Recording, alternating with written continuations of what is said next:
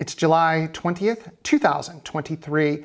This is Sergeant Sarah Ashton-Cirillo of the Armed Forces of Ukraine, bringing you Ukraine in the Know, direct from the Territorial Defense Forces Media Studios in Kyiv. We're streaming live tonight on YouTube at TDF Media Studios, on Twitter for those of you watching, and on Instagram. Thank you for joining us. The big story this evening is something we brought to you earlier today. The grain deal escalation by Russia has hit a new height where the armed forces of Ukraine, through the strength of our Navy and other forces, are prepared to take action against any Russian ship that leaves the Black Sea or goes through the Black Sea and leaves from ports that are temporarily and illegally occupied on Ukrainian territory. We sunk the Moskva, and Russia will understand the strength of the people of Ukraine, their terrorism against the global community when it comes to destroying 60,000 tons of grain yesterday, when it came to killing 1 and injuring 9 in Odessa, when it came to attacking the consulate of the People's Republic of China. Their terrorism will be answered with strength, as it has been for more than 500 days since the beginning of their full-scale invasion.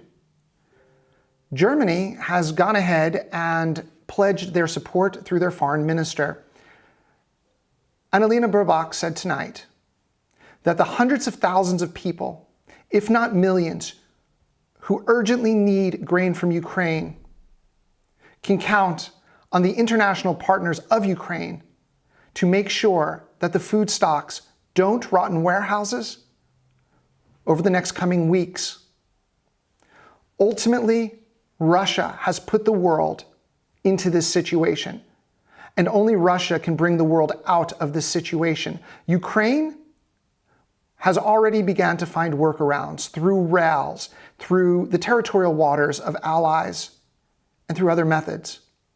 Russia is a terrorist state, and make no mistake that food blackmail against the entire globe is something that will be responded to with force if necessary. Moving on to another area where force is being discussed.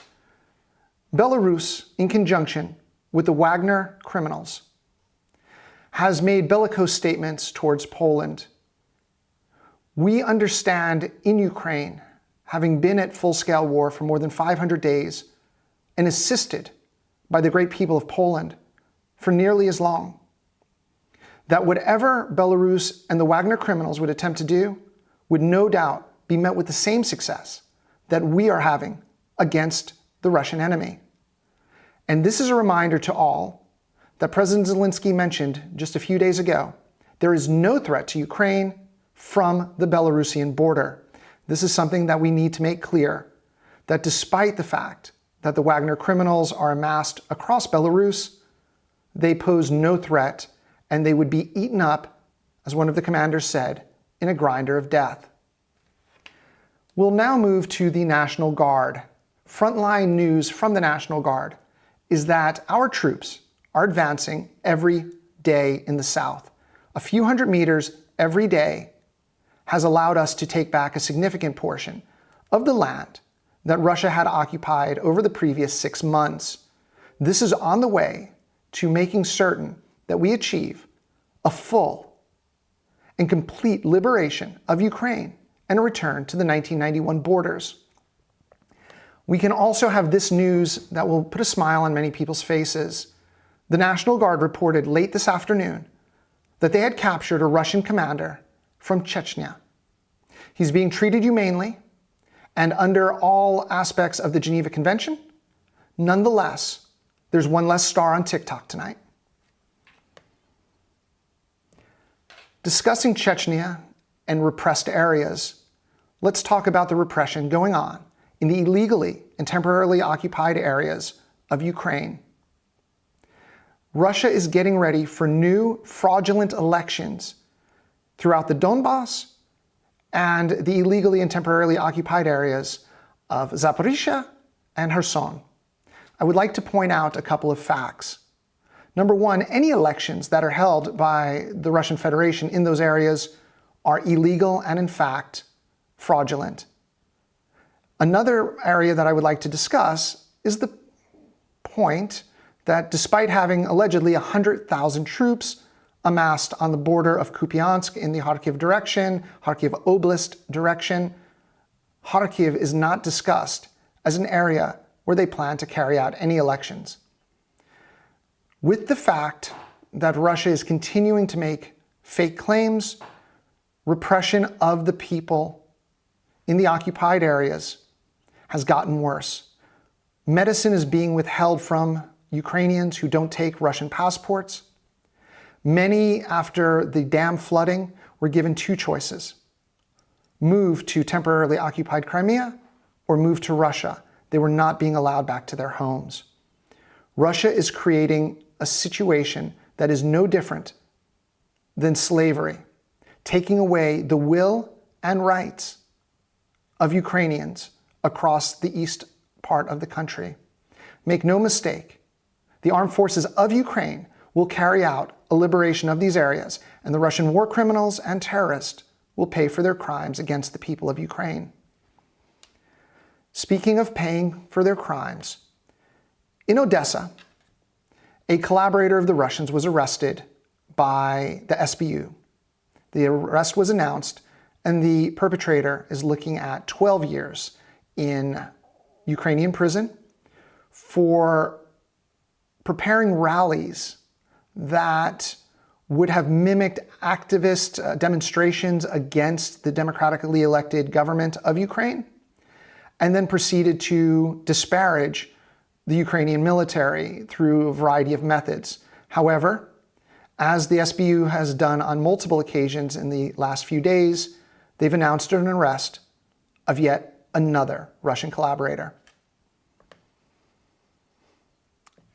In an area that we knew of where a lot of Russian collaborators had coalesced, in Kharkiv Oblast, the people of Kharkiv, as we discussed yesterday, are unbreakable. And today, the city council announced a plan to potentially hold classes for elementary and junior high students in the subways. And by doing so, the kids can go back to an in-person learning environment despite the fact that Russia continues to rain down S-300 missiles on the civilian population of Ukraine. Now we'll move to the community notes section and something that is very important, which is the rights of soldiers. President Zelensky signed today Bill 8169 that had been sent to him by the Rada, which allows for the separation into reserve status of active duty troops who have injuries that are precluding them from fighting or operating in a military environment for up to 12 months. This means that while Russia is mobilizing men from 65 to now, it was reported today, 70 years old in some cases, President Zelensky and the Rada, in conjunction with the Medical Board of the Armed Forces of Ukraine, has taken steps to begin a soft demobilization of troops who could better serve in a civilian capacity. And we'll end with an exciting development. The Ministry of Veterans Affairs is preparing for a virtual marathon, a virtual fun run that will take place online. And it will be used to benefit all of the soldiers who are separating from the armed forces of Ukraine. And in doing so, people can take part in this race, 1 kilometer, 5 kilometers, 10 kilometers, your choice.